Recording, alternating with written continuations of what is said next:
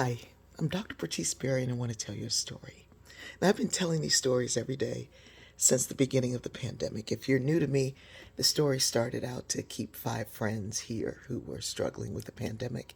They have continued because those friends have grown into over 100,000 people, which is amazing. I tell these stories so that we connect through story. We do it naturally. I don't have to work at it. We are wired for narrative. And when I tell a story, the story in your mind automatically pops forth. Hopefully, it'll be a great story to remind you of who you are, how you are. Anyway, I go to this wonderful church, and it was a church when I first got there, I think 12 years ago now, 10 years ago. Yeah, 10 or 12. Anyway, it was a church in transition. Huge transition, had gone through a huge transition. Wasn't nearly as many people as there are today. It is growing, constantly growing, and really strong congregation, and large. Anyway, not too large to not belong.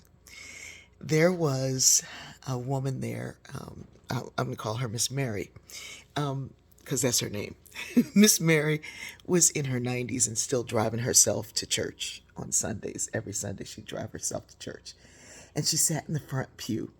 Now, one Sunday, I sat in the front pew next to her. I think somebody was sitting in the area that I typically sit in, or whatever. It didn't matter. I just sat there.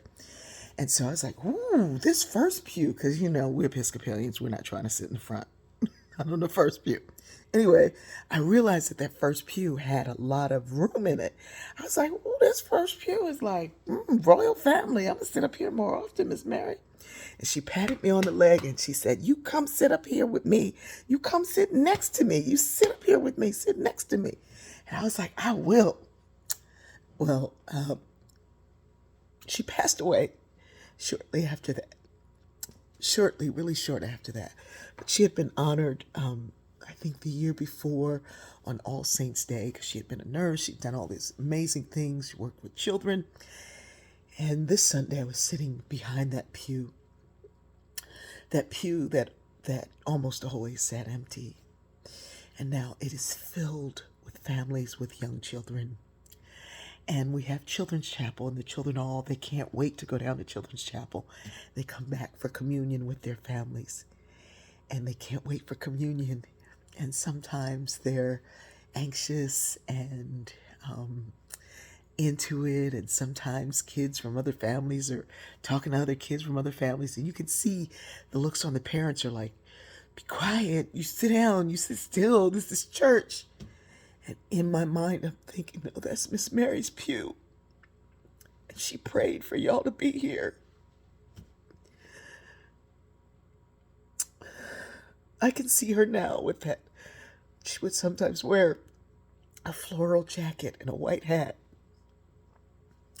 And it was just so lovely seeing her there. And all those flowers, to me, represent those kids sitting in that pew, talking, running up to communion, forming, becoming, belonging. I don't know why this story pushed all other stories out of my mind this morning, but it was the first one. I woke up thinking about Miss Mary. I love you. Question: whose presence are you planting?